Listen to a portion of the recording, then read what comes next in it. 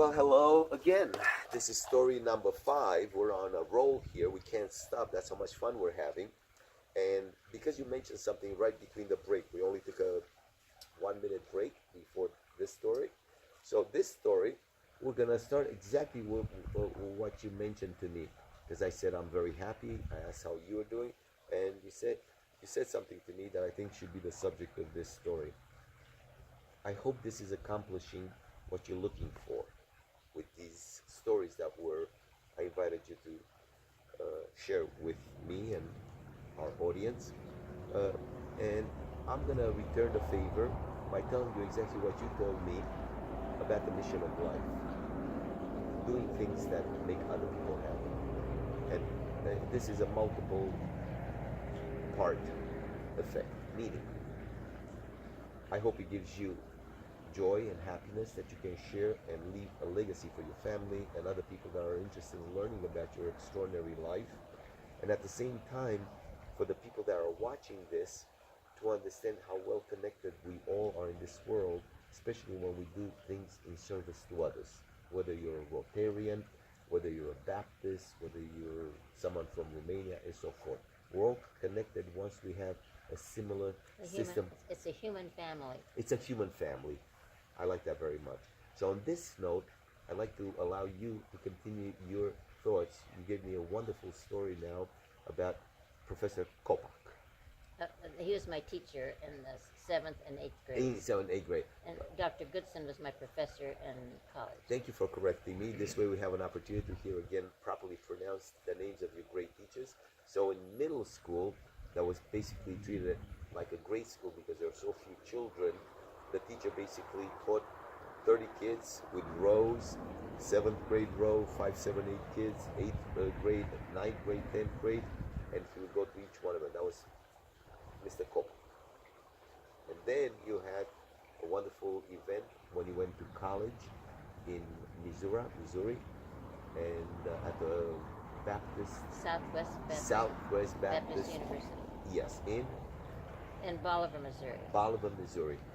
Named after Simon Bolivar. Oh, Simon Bolivar, the famous Mexican, I think, right?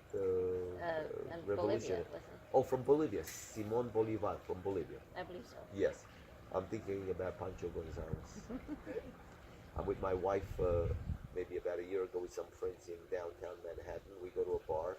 It was a Mexican place for tequilas and all that. And being a fun place with our families, wonderful friends of ours, they had a game, a trivia game. And our table won about 8 out of the 12 questions they were asking. No, the gift was a shot of tequila. And suddenly the question comes over in the air from the bartender and says, name us a great Mexican that changed everything, or a great Mexican revolutionary. So we're drinking. I said, Pancho Gonzalez. You're right, Pancho Gonzalez.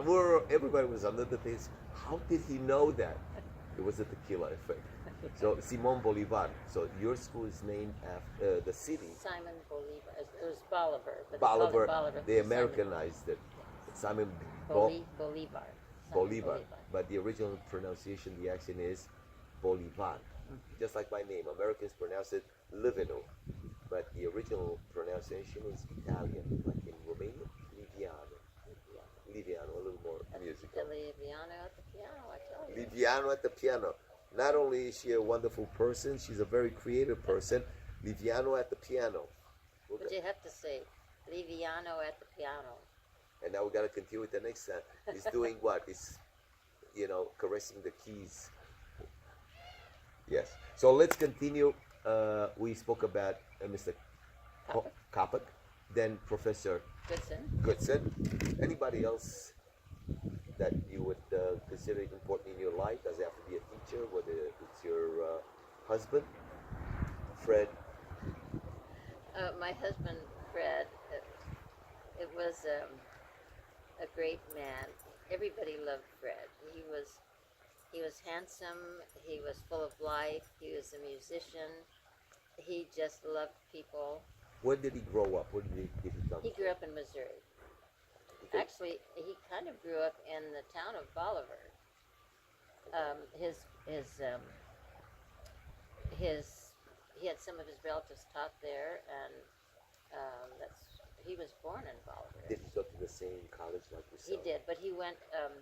He joined the Navy. His father was a chaplain in the Army, and was a full colonel, and so he grew up and with his father away from home a lot, and they moved to Sedalia. That's in Missouri, Yes. and that's a much larger city. But then he joined the Navy when he was 17, and So he actually served. He went overseas. he was one of the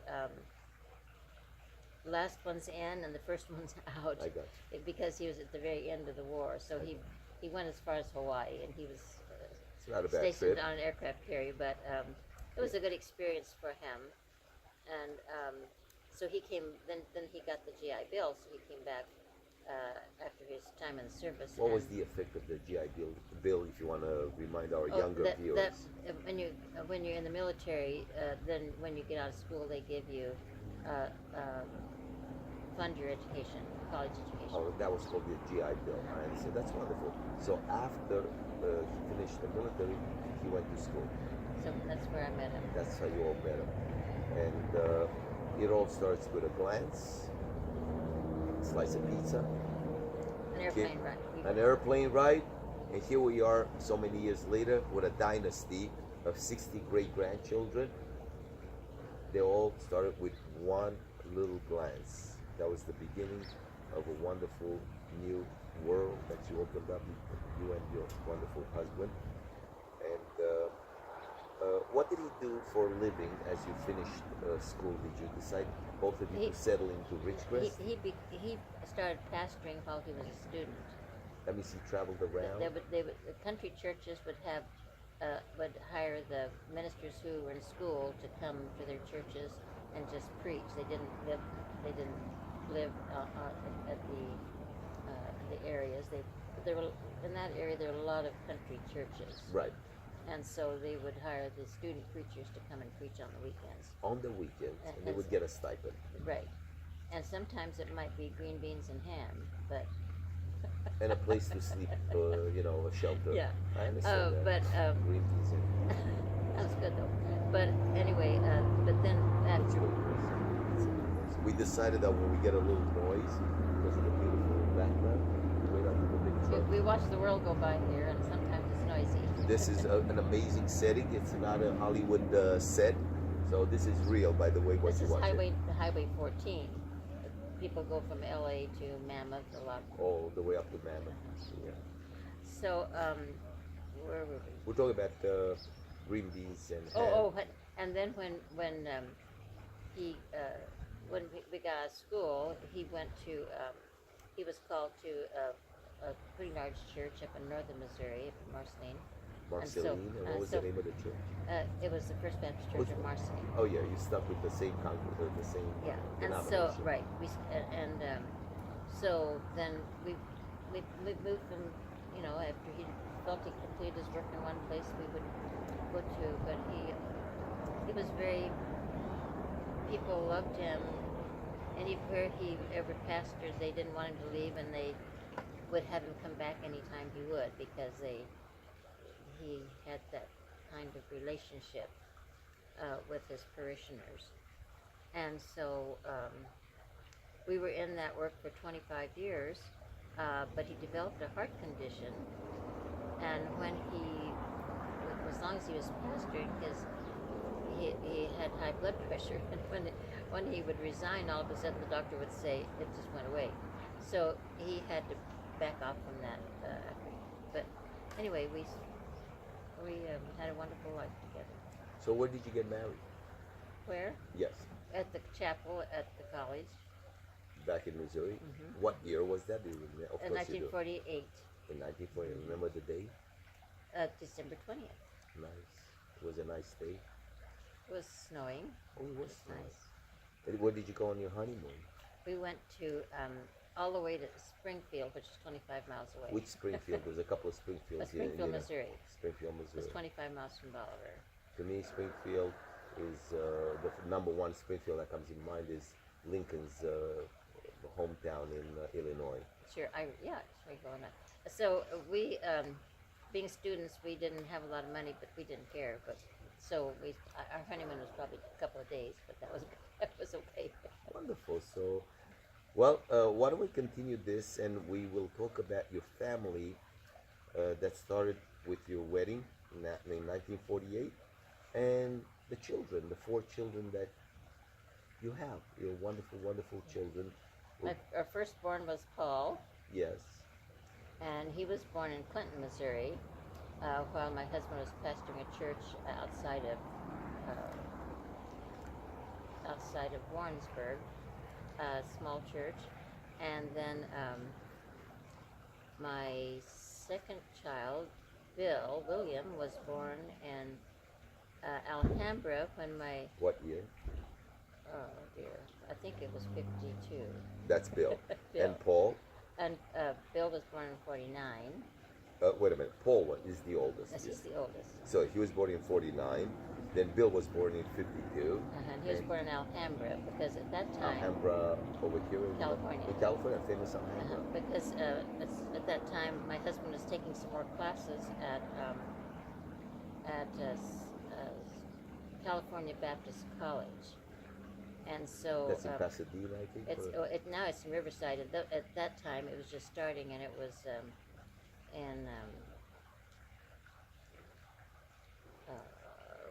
just right outside of Pasadena. But anyway, and at that time, he would preach on weekends sometimes, and then sometimes, but he also had a full-time job leading the music and for a church that helped compensate. Choral. He was like a choral conductor. Choir so director. he played the organ. No, he directed the choir. He directed the choir. He did play the piano, but at that church he was what he did during when Bill was born. Did you sing in his choir? I did. Good. You're gonna tell us more. That's gonna be the subject of another story. Your favorite songs and other things. Who were the other 2 children before we stop? Then we had Patty. Then we moved back to Missouri. And Patty was born what year? Patty was born in 55. That's when I was born. And she was born in Sedalia, Missouri. Sedalia, Missouri. That's Patty. And the 4th? And the 4th was Laura, and Laura was born in Florida. Wow, that's a big geographical... Right. My husband was continuing his studies, and he... gosh, I can't remember the name of the university. Quite a ways out. What year was Laura? She was born in 68. Oh. Basically my wife's age. Bogdana was born in 69. So they're same generation. But that's very interesting. So why don't we take a quick break so we do not make the videos too long. And this will be story number 6 that's going to come right now. My 4 children. Thank you, Patricia. Sure. Thank you for watching life stories with Patricia Farris. I'm David Livianu, and I'm very happy that you're watching this amazing journey described to you live by Patricia Farris. All right, let's take a quick break. I have an idea. Yes, tell me your idea. If you were because I'm The sun?